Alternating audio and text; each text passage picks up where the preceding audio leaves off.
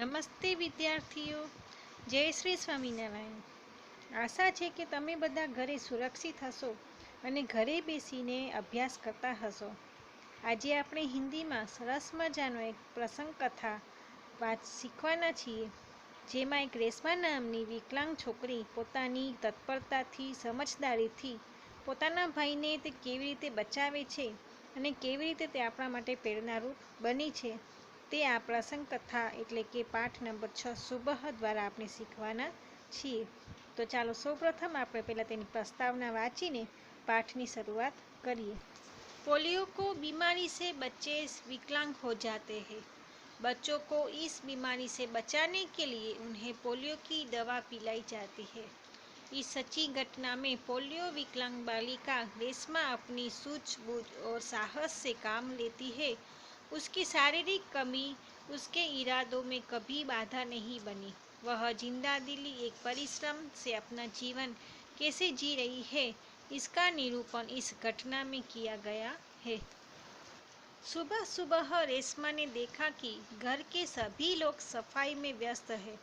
कोई सामान झाड़ू रहा है तो कोई मकड़ी के जाले उतार रहा है। रेशमा ने सोचा, जरूर आज कोई खास बात है। माँ, आज कोई खास बात है? सब इतनी सुबह उठकर घर की सफाई में जुटे हैं। रेशमा ने उत्सुकता से पूछा। हाँ बिटिया रानी, त्योहार के दिन है, भूल गई क्या?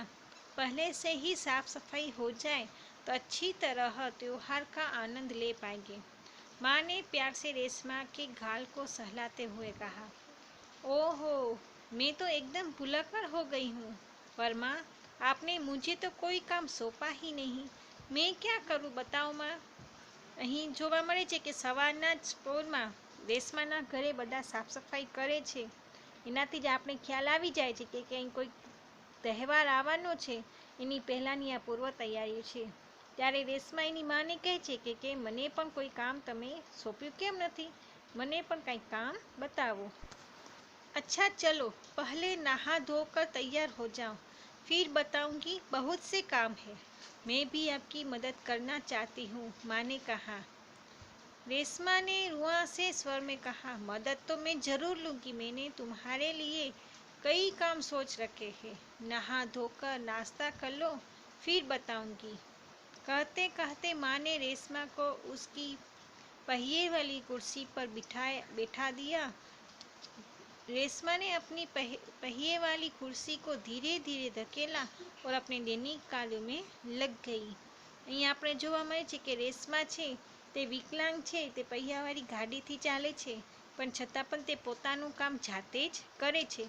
એટલે કે પોતાનું કામ જાતે કર્યા પછી પણ તે માના કામમાં મદદરૂપ થવા માટે તત્પરતા અહીં बतावी रही है। रेशमा जब 5 साल की थी तभी से उसके दोनों पैर काम नहीं करते थे। उसे बहुत तेज बुखार हुआ और घुटनों से नीचे दोनों पांव एकदम बेजान हो गए। बहुत इलाज करवाया पर रेशमा के पांवों में जान नहीं आई। उसे पोलियो हो गया था।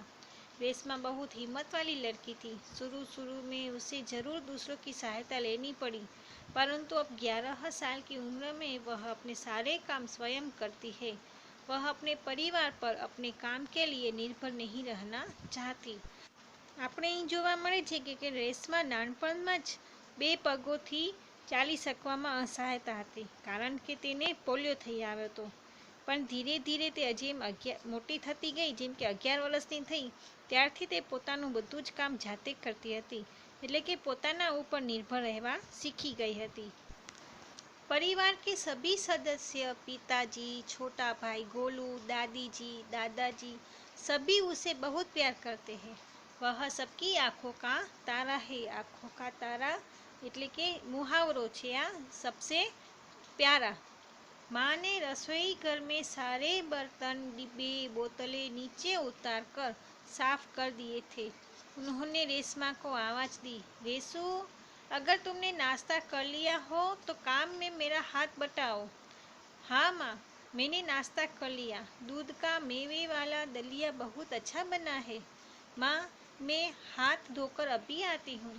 रेशमा अपनी कुर्सी को धकेलते हुए रसोई घर में पहुँची। रेशमा माँ को बर्तन, डिब्बे पर लेबल लगा लगा कर पकड़ाती गई और माँ उन्हें व्यवस्थित ढंग से सजाती गई।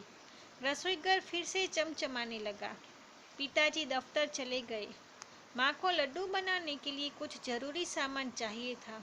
गोलू तो बहुत छोटा है, दादाजी बहुत बुजुर्ग है, अब सामान लाए कौन? माँ परेशान थी। रेशमा ने कहा, सामान मैं ले आऊंगी, बस आप मुझे सामान की लिस्ट और एक थैला दे दीजिए। तुम ले आओगी अकेली? माँ ने पूछा। हाँ माँ, एक बार पहले भी तो लाई थी। रेशमा की आवाज में दृढ़ता थी। એટલે કે એકદમ આત્મવિશ્વાસથી જ રેશમા એની માને કહેતી હતી કે હું બજારે જઈને હું તમારું બધું જ સામાન લઈ આવીશ. એમાં દ્રઢતા હતી કે મને કાંઈ પણ થશે નહીં, મારામાં એટલો વિશ્વાસ છે કે હું બહારનું પણ કામ એટલું જ સરળતાથી કરી શકીશ. तो ठीक है, तुम ही है ले आओ, लेकिन ध्यान से जाना, सारा सामान नुक्कड़ वाली दुकान से ही मिल जाएगा। थोड़ी देर बाद रेशमा सारा सामान लेकर लौटी। उसने गोलू को आवाज़ दी, गोलू ये लो, तुम्हारे लिए टॉफ़ी लाई हूँ। गोलू टॉफ़ी पाकर खुशी से उछलने लगा। कुछ ही दिन बीते थे। एक दिन शाम को रेशमा का घर दियों से झिलमिल प्रकाश से जगमगाने लगा। पूरा मोहल्ला जगमगा रहा था। जहाँ रोशनी ही रोशनी थी, क्या जमीन क्या आसमान। दादी जी ने बताया कि दीपावली अंधेरे पर उजाले की जीत का त्योहार है। बुराई पर अच्छाई और असत्य पर सत्य की सदा जीत होती है। તેને એટલું સરળતાથી બજારનું એ કામ કરી આવી હતી અને સાથે સાથે પોતાના નાના ભાઈ માટે એક ટાફી એટલે કે ચોકલેટ પણ લઈ આવી હતી અને ધીરે ધીરે દિવાળીનો તહેવાર પણ આવી ગયો, જેનાથી એનું ઘર, તેની શેરી અને આખું ગામ દીવડાઓથી જગમગવા લાગ્યું. इस दिन रावण को पराजित कर राम अयोध्या लौटे थे। उसी खुशी में यह त्योहार मनाया जाता है। रेशमा और गोलू बड़े ध्यान से दादी जी की बातें सुन रहे थे। कुछ देर बाद सबने मिलकर पूजा की और प्रसाद खाया। गोलू अपने दोस्तों के साथ पटाखे छुड़ाने में मग्न हो गया। रेशमा अपने दादा दादी के साथ फुलझड़ियाँ जला रही थी। इतने में रेशमा ने क्या देखा कि गोलू ने जिस पटाखे को बुझा हुआ समझकर छोड़ दिया था, उसमें से चिंगारियाँ निकलने लगी है। गोलू की पीठ पटाखे की तरफ थी। रेशमा चिल्लाई, गोलू गोलू बचो, तुम्हारे पीछे पटाखा है। હવે અહીં એક ઘટના બને છે. દિવાળીનો તહેવાર છે એટલે બધી ઠેકાણે ફટાકડા તો ફૂટતા જ હોય છે. ત્યારે રેશમાનો નાનો ભાઈ પણ ફટાકડો ફોડતો હોય છે. ત્યારે એક જે ફટાકડો હોય છે તેમાં એને એમ કે હવે આ બરસે નહીં એમ કરીને મૂકી દે છે, પણ એની અંદરથી બરવાના તણખલા દેખાય છે અને તેને બચાવવા માટે રેશમા તેને બૂમ પાડીને બચાવે છે કે અહીં તારો હમણાં જ ફટાકડો ફૂટી જશે. પણ હવે શું થાય છે જોઈએ આગળ. पटाखों के शोर में रेशमा की आवाज़ दब गई। बाकी लोग कुछ समझ पाते सबसे पहले रेशमा जल्दी जल्दी कुर्सी को धकेलती गोलू के पास आ पहुंची। उसने गोलू को जोर से धक्का दिया और खुद आगे निकल गई। अपनी कुर्सी की गति के कारण धड़ाम जोर का धमाका हुआ। रेशमा की फुर्ती ने गोलू को जलने से बचा लिया। गोलू को कुछ समझ न आया कि उसे धक्का किसने दिया और क्यों। धमाके की आवाज़ सुनकर माँ पिताजी भी बहार दौड़े। જોયું કે જ્યારે તેની રાડથી કંઈ અસર નથી થતી એટલે તરત જ પોતાની ખુરશીને ધકેલીને તે પોતાના ભાઈને ગોલુને બચાવવા માટે જાય છે અને તેને બચાવી પણ લે છે. चले आए। कुर्सी रेशमा के ऊपर थी और रेशमा नीचे। पिताजी ने कुर्सी सीधी की और रेशमा को उस पर बैठा दिया। माँ भयभीत थी, बोली, कहीं चोट तो नहीं लगी रेशू? रेशमा ने उन्हें सारी बात बताई। सबने रेशमा की पीठ थपथपाई એટલે આપણને એક मुहावरो છે, शाबाशी देना। गोलू रेशमा के पास आकर नाटकीय ढंग से बोला, दीदी आज तो आपने मेरी जान बचा ली। आपका यह धमाकेदार धक्का मुझे हमेशा याद रहेगा। सभी लोग खिलखिलाकर हंस पड़े। रेशमा की शारीरिक कमी उसके इरादों में कभी बाधा नहीं बनी। वह आज भी उतनी ही जिंदा दिली और परिश्रम से अपना जीवन जी रही है। उसकी हर सुबह नई सुबह होती है। वह हर सुबह अपने काम में नए इरादे से जुट जाती है। આવી રીતે તે પોતાની તત્પરતાથી અને પોતાની સમજદારીપૂર્વક તે પોતાના નાના ભાઈને બચાવી લે છે અને એવી જ રીતે તે પોતાના જીવનમાં એવી રીતે જ આગળ ચાલે છે, જેમ કે પોતાની જિંદાદિલીથી અને પોતાના પરિશ્રમથી તે આજે પણ પોતાનું જીવન પોતાના આત્મનિર્ભર ઉપર ચલાવે છે અને જીવી રહી છે. તો આવી રીતે સરસ મજાનો આપણે પાઠ રેશમાનો શીખ્યા કે આપણે શું શીખવાડે છે રેશમા, કે ગમે એવી પરિસ્થિતિ હોય પણ પોતાના દ્રઢ ઈરાદાઓને અને પોતાના સપનાઓને પૂરા કરવા માટે કોઈ શારીરિક શક્તિની જરૂર નથી, ફક્ત ને ફક્ત માનસિક શક્તિની જરૂર છે. જો આપણો આત્મવિશ્વાસ પૂરો અને સુદૃઢ હશે તો આપણે ગમે એવી તકલીફને પાર પાડીને આપણા સપનાઓ આપણે પૂરા કરી શકીએ છીએ. તો આશા છે કે આવી સરસ મજાનો આ પ્રસંગ કથા બતાવનારું રેશમાનું પ્રેરણાત્મક આપણી આ વાર્તા સરસ મજાની તમે શીખ્યા હશો અને તમે સમજ્યા હશો. હવે આગળ આપણે સ્વાધ્યાયના કેટલાક પ્રશ્નો અને શબ્દાર્થ શીખીએ. शब्दार्थ: व्यस्त, काम में लगा हुआ, व्यवस्थित ढंग से, तरीके से. उत्सुकता, तीव्र इच्छा, बुजुर्ग, बड़े बूढ़े. त्योहार, पर्व, उत्सव. दृढ़ता, मजबूती, दृढ़ होने का भाव. दैनिक, रोजाना, प्रतिदिन. बेजान, बिना जान के. निर्जीव, जिनमें हरकत न हो. बाधा, रुकावट. जिंदादिली, खुश मिजाजी, विनोद, प्रियता. मुहावरे: आंखों का तारा होना, बहुत प्यारा होना. हाथ बटाना, काम में मदद करना. पीठ थपथपाना, शाबाशी देना. હવે પ્રશ્નોમાં જોઈએ તો પ્રશ્ન નંબર 1, પ્રશ્ન કે ઉત્તર દીજીએ.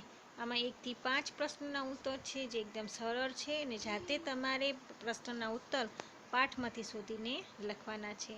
પછી પ્રશ્ન નંબર 2, રેશમા કી જિંદાદિલી વિષય પર સંક્ષેપ में लिखिए. તેને કેવી રીતે પોતાની સમજદારીથી પોતાના ભાઈને બચાવે છે તે પ્રસંગ ઉપર તમારે અહીં લખવાનું રહેશે. प्रश्न नंबर 3, नीचे दी गई घटनाओं को कहानी के क्रम में लिखिए. આ જે 6 મુદ્દાઓ આપેલા છે તેને યોગ્ય ક્રમમાં ગોઠવીને પાઠના આધારે યોગ્ય ક્રમમાં ગોઠવવાના રહેશે. प्रश्न नंबर 4 में निम्नलिखित मुहावरे के अर्थ देकर वाक्य में प्रयोग कीजिए. आंखों का तारा होना, हाथ बटाना, पीठ थपथपाना. આના અર્થ પણ આપણે ઉપર જોઈ ગયા હતા. હવે વાક્યમાં તેમનો પ્રયોગ કરવાનો, જેમ કે આંખોं का तारा होना, तो रेशमा अपनी माता पिता क्या आंखों का तारा थी. તો આવી રીતે તમે વાક્ય તમારે બીજા આવી રીતે બનાવવાના રહેશે. આજે આપણે ભાષા સજ્જતામાં એક સરસ મજાનો વિષય, વ્યાકરણનો એક વિષય વિશેષણ શીખવાના છીએ. વિશેષણ એટલે કે વિશેષતા, કોઈ વ્યક્તિ, વસ્તુ, પદાર્થ કે સ્થળ વિશેની કોઈ વિશેષ ગુણો અથવા તેના વિશેષ લાક્ષણિકતા દર્શાવતા શબ્દોને આપણે વિશેષણ કહીએ છીએ. વ્યાકરણની ભાષામાં આ જે ગુણ બતાવનાર શબ્દ હોય તેને વિશેષણ કહેવામાં આવે છે. આવો જ એક વિશેષણવાળા આપણે થોડાક ઉદાહરણો આમાં જોશું અને વિશેષણ શબ્દનો પ્રયોગ કેવી રીતે થાય છે અને ક્યાં થાય છે તે પણ આપણે જાણીશું. અહીં એક ચિત્ર આપેલું છે અને ચિત્રોના આધારે એક અહીં પેરેગ્રાફ આપેલું છે, તેમાં વિશેષણ દર્શાવતા કેટલાક શબ્દો પણ આપેલા છે જે અહીં કાળા અક્ષરે ઘાટા અક્ષરે લખાયેલા છે. એ વિશેષણ શબ્દોના આધારે આપણે ખબર પડશે કે અહીં ક્યારે આપણે વિશેષણ શબ્દનો પ્રયોગ કરવો જોઈએ. यह एक सुंदर चित्र है. સુંદર ચિત્ર છે પણ કેવું છે? સુંદર, એટલે કે ચિત્રની વિશેષતા બતાવવામાં આવી છે. આસમાન મેં કાલે કાલે બાદલ છાય હૈ. આકાશમાં કેવા વાદળો છે? તો કાલે કાલે, તે વાદળોનું ગુણ બતાવવામાં આવે છે કે કેવા છે. કુછ છોટે બડે પેડ હૈ. હવે પેડ એટલે કે વૃક્ષ, ઝાડ છે તે ક્યાંક કોઈ નાના ને કોઈ મોટા એવી રીતે ઝાડો છે. એટલે અહીં ઝાડના ગુણ બતાવવામાં આવે છે. કેટલાક ઝાડ છે તે નાના છે, કેટલાક ઝાડ છે તે મોટા છે. ઊંચે પેડ પર સુંદર ફળ લગે હૈ. પછી ઊંચે પેડ, હવે પેડની બીજી વિશેષતા આપી છે ઊંચે એટલે કે લાંબા, તેમાં સુંદર ફૂલ છે પણ કેવા છે? સુંદર, એટલે કે ફૂલનો જે ગુણ છે તે સુંદર બતાવવામાં આવે છે. નદી મેં બહુત સા પાણી હૈ. પ્રમાણમાં બતાવવામાં આવ્યું છે કે ના થોડુંક વધારે, 1 કિલો 2 કિલો એ વજનનું માપ હોય કે પ્રમાણનું માપ હોય તે પણ વિશેષણમાં આવે છે. એટલે અહીં નદીમાં પાણી છે પણ કેટલું છે? બહુ થોડું છે. પાણી મેં રંગબેરંગી મછલિયા હૈ. હવે મછલીઓ છે તે કેવી છે? રંગબેરંગીઓ. તો તેની માછલીઓની ગુણ બતાવવામાં આવે છે, એટલે વિશેષણ શબ્દ થયો રંગબેરંગી. નદી કે પાણી મેં કમલ કે 3 સુંદર ફૂલ હૈ. હવે અહીં પ્રમાણ બતાવવાનું છે કે ગણી શકાય તેવા સંખ્યાવાચક શબ્દ હોય તે પણ વિશેષણ શબ્દમાં આવે છે. જેમ કે અહીં કમળ છે, કેટલા છે? 3, એટલે કે 3 સુંદર ફૂલ છે, તો 3 સુંદર છે તે પણ એક વિશેષણ શબ્દ છે. એટલે કે સંખ્યાવાચક શબ્દ પણ વિશેષણ શબ્દમાં આવી શકે. દો નૌકા મેં સે એક નૌકા કિનારે પર પડી હૈ. અહીં 2 નૌકા અને 1 નૌકા તે પણ એક સંખ્યાવાચક વિશેષણ શબ્દ છે. સફેદ બકરી હરી ઘાસ ખા રહી હૈ. બકરી છે પણ કેવી છે? સફેદ. કેવું ઘાસ ખાય છે? હરી. એટલે કે અહીં પણ ઘાસની અને બકરીના વિશિષ્ટ ગુણો બતાવવામાં આવ્યા છે. ગ્વાલા કે હાથ મેં લંબી લાઠી હૈ. એટલે ગ્વાલ છે તેના હાથમાં લાંબી, એ પણ એક વિશેષતા. લાંબી, નાની, જાડી, મોટી એવા કેટલાય શબ્દો આવે તે પણ બધા વિશેષણ શબ્દોમાં એનો સમાવેશ થાય છે. આમાં ફકરાની અંદર સુંદર, કાલે કાલે, કુછ છોટે બડે, ઊંચે, સુંદર, બહુત સા, રંગબેરંગી, 3, લંબી, હરી, એક આવા કેટલાય શબ્દો છે જે વિશેષણ બતાવતા શબ્દો છે, એટલે તેને વિશેષણ શબ્દો કહે છે. આ બધા જ શબ્દો કોઈને કોઈ એની લાક્ષણિકતા બતાવવામાં આવી છે. હવે એક ઉદાહરણ જોઈએ. ગ્વાલ કે હાથ મેં લાઠી હૈ. ગ્વાલના હાથમાં લાકડી છે, એક સાદો વાક્ય બન્યો. ગ્વાલ કે હાથ મેં લંબી લાઠી હૈ. પણ કેવી લાકડી છે? તો લાંબી લાકડી છે, તો તેની વિશેષતા બતાવવામાં આવી છે. એક સાદા વાક્યનો છે ને એક વિશેષણવાળો વાક્ય છે. સાદા વાક્યમાં કોઈ પણ વસ્તુનું ગુણ બતાવવામાં આવ્યું નથી, પણ બીજો જે વાક્ય છે તેમાં લાકડી માટેનો લંબી લાઠીનો પ્રયોગ થયો છે, કે લંબી શબ્દનો પ્રયોગ થયો છે, એટલે તે વિશેષણવાચક કહેવાય. यहाँ लंबी शब्द लाठी की विशेषता गुण सूचित करता है. उसी प्रकार काले काले, छोटे छोटे, ऊंचे, सुंदर, बहुत सा, रंग बेरंगी, 3 आदि शब्द किसी न किसी संज्ञा शब्द की विशेषता सूचित करते हैं. संज्ञा એટલે કે नामपद. इसलिए संज्ञा शब्दों को विशेषता बताने वाले शब्द विशेषण कहलाते हैं. એટલે કે વિશેષણ શબ્દની આ એક વ્યાખ્યા છે કે જે સંજ્ઞા શબ્દોને વિશેષણ બતાવતા હોય એવા શબ્દને વિશેષણ કહેવામાં આવે છે. એના પછી કેટલાક વિશેષણ બતાવવા માટેના કેટલાક વાક્યો આપેલા છે તે આપણે જોઈએ. નિમ્નલિખિત વાક્ય મેં સે વિશેષણ છાંટી, એટલે કે આમાંથી વિશેષણ શબ્દ કયો છે તે આપણે જાણવાનું છે. પહેલું વાક્ય, રેશમા હિમ્મતી લડકી હૈ. રેશમા કેવી છોકરી છે? તો હિમ્મતી, જેમાં એના ગુણ બતાવવામાં આવે છે, તો હિમ્મતી શબ્દ છે તે વિશેષણ શબ્દ છે. છોટા બચ્ચા ફિસલ ગયા.